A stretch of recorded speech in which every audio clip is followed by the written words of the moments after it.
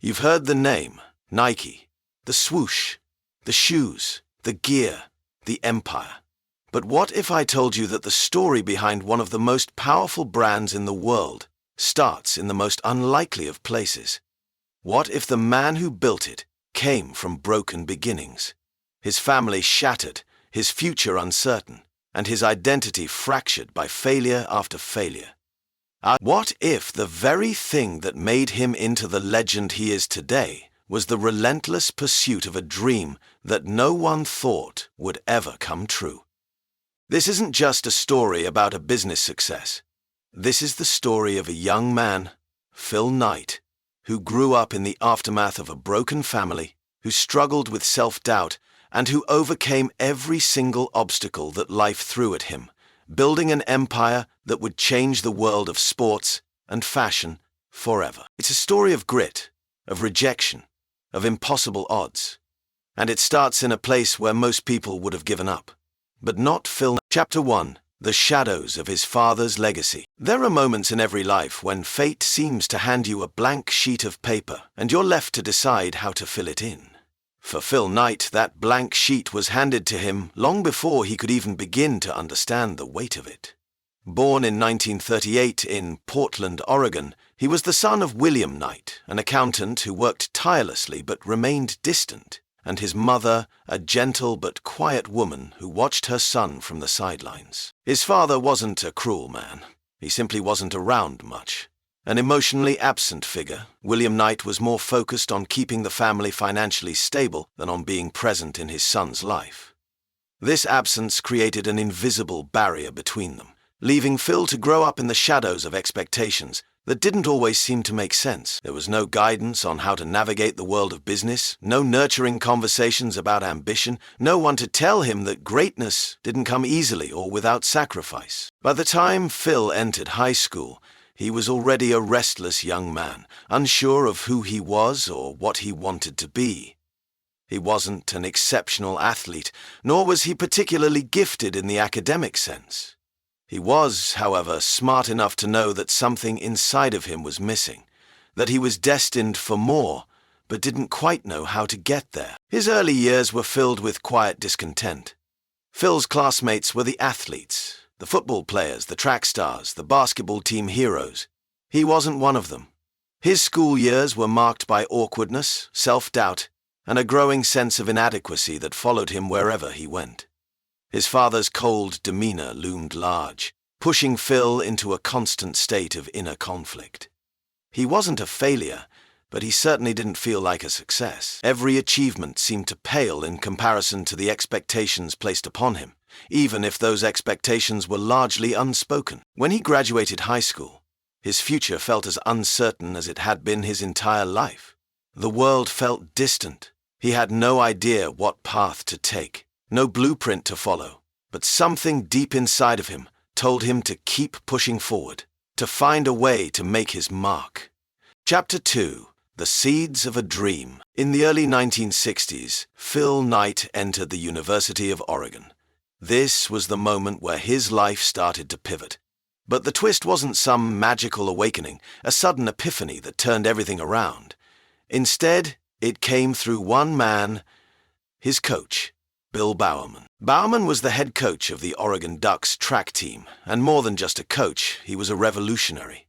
Known for his unconventional methods, Bowerman saw athletes as more than just people who ran fast.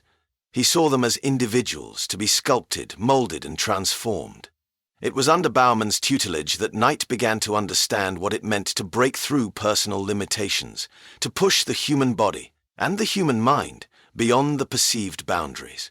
Bowerman was also the first to introduce Phil to the world of competitive running. As much as Knight wasn't an athletic prodigy, he was a disciplined and dedicated athlete. He wasn't going to be the fastest, but he could endure, and that was the quality Bowerman valued most.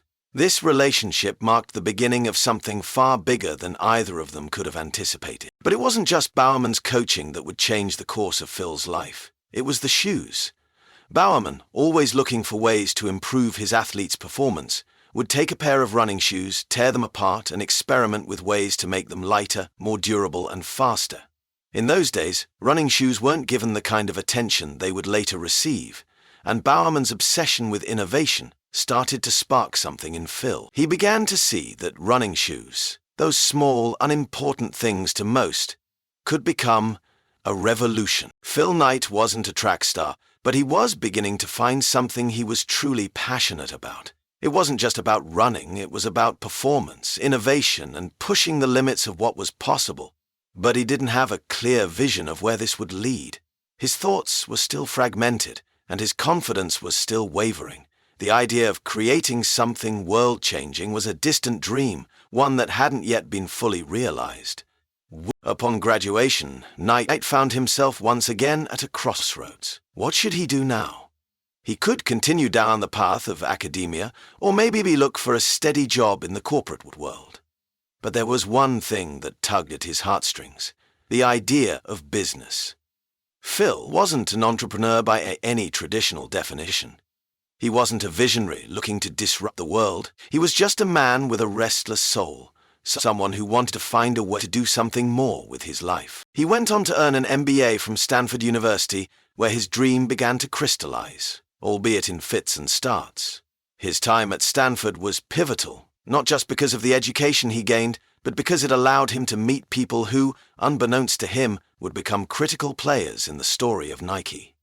His idea for a business was still hazy, but he knew it had something to do with sports and innovation. And it was during this time that he came up with an idea that would change everything: the notion that running shoes could be better, lighter, and cheaper if they were imported directly from Japan. Chapter 3: The Leap of Faith. Nike takes shape. In the early 1960s, Japanese companies like Onitsuka Tiger, which would later be known as ASICS, were making waves in the sportswear industry. Phil Knight, always the eager learner and unrelenting in his pursuit of business opportunities, made a bold move. With little more than his Stanford business thesis to guide him, he decided to pitch a deal to Onitsuka Tiger to become the exclusive American distributor of their shoes. Knight had no experience in international business. He had no factory to produce shoes, he had no marketing expertise, but he had one thing that would become his trademark: belief. Knight secured a meeting with Onitsuka's executives, a meeting that would ultimately change the trajectory of his life. He didn't have the credentials, the funding, or even the experience to make the deal happen, but he was persuasive. His pitch was simple: he believed in the potential of Japanese shoes in the US market. That was it. No flashy presentations, no convincing data, just belief. To his surprise, the Japanese agreed. With this partnership, the foundation for Nike was laid, but not in the way anyone would have expected. Knight didn't come home from Japan with a bag full of guarantees. Instead, he came back with a vague understanding of what the shoes could do, and a commitment to sell them through a handful of American running stores. He didn't even have a name for the company. What he did have, however, was an unshakable drive. His life had been one long series of obstacles, whether it was his estranged relationship with his father, his self-doubt as a young man, or the uncertainty of an untested business plan. But there was one thing that couldn't be questioned. Phil Knight wasn't about to give up. It wasn't the first step that made Nike, it was the second, and the third, and the 1,000th. It was the belief that something could be done even when no one else believed it, and that belief would be tested over and over again in ways that would leave many others broken. But Phil Knight? He was just getting started. The path to greatness isn't a straight line. It's a jagged climb filled with perilous falls and impossible obstacles. For Phil Knight, the road to building Nike wasn't paved with certainty or privilege, but with sacrifice, doubt, and relentless perseverance. It was a path that, at times, seemed like it might lead nowhere. Yet it was exactly this spirit of determination, born from his struggles and failures, that would define Nike and transform it into a global empire. This is the story of how a fledgling company with nothing but a few pairs of shoes, an untested idea, and a young man who wasn't afraid to fail, took on the world and emerged victorious. Chapter 4: The Early Struggles. a bleeding dream. Phil Knight's story is often romanticized as a tale of a young entrepreneur who took a wild gamble on a bold idea and succeeded. But that's not the full picture. The reality was far messier, far more difficult. For years, Knight fought tooth and nail just to keep the doors of his new business open. Even as he signed his deal with Onitsuka Tiger in the early 1960s, the path ahead remained murky, and every step was taken at great risk. At first, everything seemed to be going well. Knight returned from Japan with the promise of exclusive distribution rights to Onitsuka's shoes in America. He set up shop in his home state of Oregon and began selling the shoes to local sporting goods stores, initially out of the back of his car. The small business that Knight founded in 1964 was called Blue Ribbon Sports, a name he would later grow to hate, but one that had to do for now. At first, there was excitement in the air. Knight was on the phone with retailers, trying to convince them to stock his product. He traveled relentlessly, chasing every lead, every opportunity. But even with the shoes that he'd secured from Japan, things were difficult. The margins were razor thin. Every sale was hard won, and Knight was just one bad month away from folding. It wasn't long before cracks began to appear in his partnership with Onitsuka Tiger. Knight had been promised a better deal, one that would allow him to place larger orders and take bigger risks. But as the months wore on, the relationship started to sour. Knight was at a crossroads. His dream was beginning to slip through his fingers, and the company's future seemed uncertain. But Phil Knight wasn't one to quit. He began to realize that he wasn't just selling shoes, he was selling an idea. A vision of better performance, better innovation, and a better life. This vision, however, wasn't enough to save Blue Ribbon Sports from the brink of collapse. The company was hemorrhaging money, and the stress was beginning to take its toll. Knight was deeply in debt, and felt as though he was barely keeping his head above water. To make matters worse, Onitsuka Tiger was becoming more difficult to deal with. The Japanese company began to take issue with Knight's growing ambition. They didn't understand why he was pushing for better deals, or why he was looking to expand beyond the limited scope of their agreement. The relationship soured quickly, and it became clear to Knight. Chapter 5. The Breakthrough. The birth of Nike. In 1971, a pivotal moment arrived for Knight. He was meeting with a young graphic designer named Carolyn Davidson at his alma mater, the University of Oregon, who had been tasked with designing a logo for Blue Ribbon Sports. At that moment, Knight and his team realized that the old name no longer captured the vision of where the company needed to go. They needed a new identity, a new symbol of their growing ambitions. Carolyn Davidson would go on to create one of the most iconic logos in the world, the Nike swoosh. It was simple, elegant, and bold, just like the company Knight dreamed of creating. At the same time, the company also needed a new name. Knight and his co-founder, Bill Bowerman, sat down together, brainstorming potential options. Then inspiration struck. Nike, named after the Greek goddess of victory, it was perfect. The name symbolized strength, triumph, and the drive to overcome. It was aspirational, global, and powerful, just like the shoes they were creating. It was the name that would change everything. Nike, in a very real sense, was born out of the same spirit that had pushed Phil Knight through years of failure and struggle. It was the embodiment of his own determination to never give up. But as with every great story, Nike's birth was not the end of the journey. In fact, it was just the beginning of the battle to make the brand a household name. Chapter 6. The Struggle to Launch. Building an iconic brand. Now, Nike had its name. It had its swoosh. But it still needed to make a product that could revolutionize the sports world. That was where Bill Bowerman came in. He wasn't just a coach, he was a tinkerer, a creator, and a mad scientist when it came to athletic performance. In 1972, Bowerman did something that no one had ever done before. He took a pair of running shoes, poured rubber into a waffle iron, and created the Waffle Trainer. It was a shoe that would change the entire industry. The Waffle Trainer was a game changer. The shoes were lighter, grippier, and more durable than anything else on the market.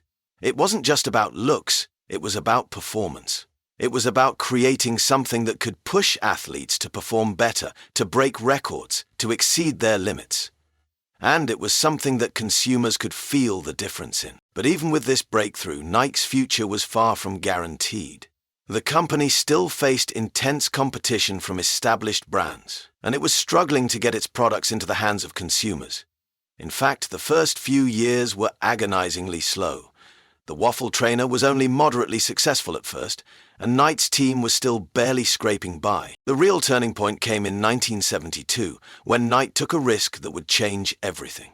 He took the waffle trainer to the American Track and Field Championships in Eugene, Oregon, and personally placed the shoes on the feet of some of the best athletes in the world. One of the athletes, a young runner by the name of Steve Prefontaine, became a passionate advocate for the brand. Prefontaine was a star in the making, an athlete who had all the raw energy and charisma to capture the public's attention. He was also fiercely loyal, and he believed in what Nike stood for. His relationship with Nike and the company helped to launch Nike into the public consciousness. As Prefontaine continued to break records and gain notoriety, Nike's reputation grew. It wasn't just about selling shoes anymore, it was about creating a movement. Athletes were no longer just endorsing products, they were endorsing an idea, a lifestyle. And that idea was resonating with more than just the athletic community. It spoke to anyone who had ever been told they couldn't achieve something, anyone who had ever felt the sting of failure and decided to keep going anyway. Nike was no longer just a shoe company. It was becoming a symbol of perseverance, of innovation, and of triumph against the odds. Chapter 7.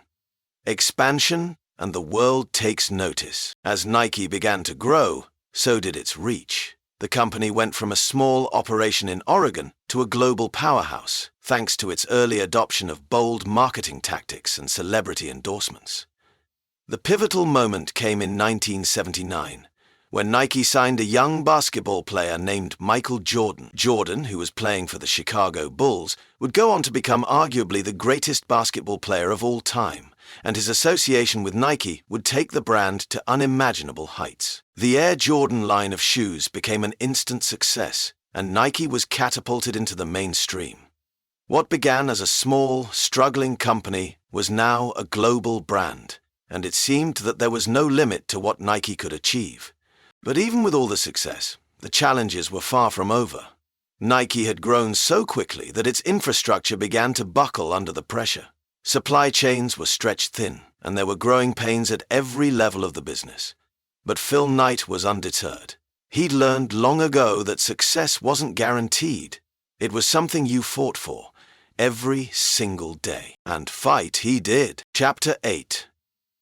A legacy of resilience. By the 1980s, Nike had not only become a household name, it had become a part of culture. The slogan, "Just do it," encapsulated everything that Nike stood for. Pushing past limitations, embracing the grind, and achieving greatness against all odds. It became more than a company slogan.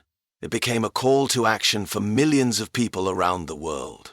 Phil Knight's journey, from the broken family, the self-doubt, and the struggles to get Blue Ribbon Sports off the ground, had culminated in the creation of an empire. But it was an empire built on blood, sweat, and sacrifice. Every step was earned, every victory hard-won. Nike wasn't just a brand. It was a testament to what was possible when you refused to give up. Phil Knight's story is one of transformation. It's a story of how a young man, uncertain of his future, transformed his broken dreams into a legacy that would influence generations. From that small room in Oregon, where a young man with nothing but belief and grit set out to change the world, Nike emerged as a symbol of victory. Not just in sports, but in life itself. And it all started with a broken family, with a man who, when faced with failure, refused to back down. Nike didn't just do it, they broke barriers.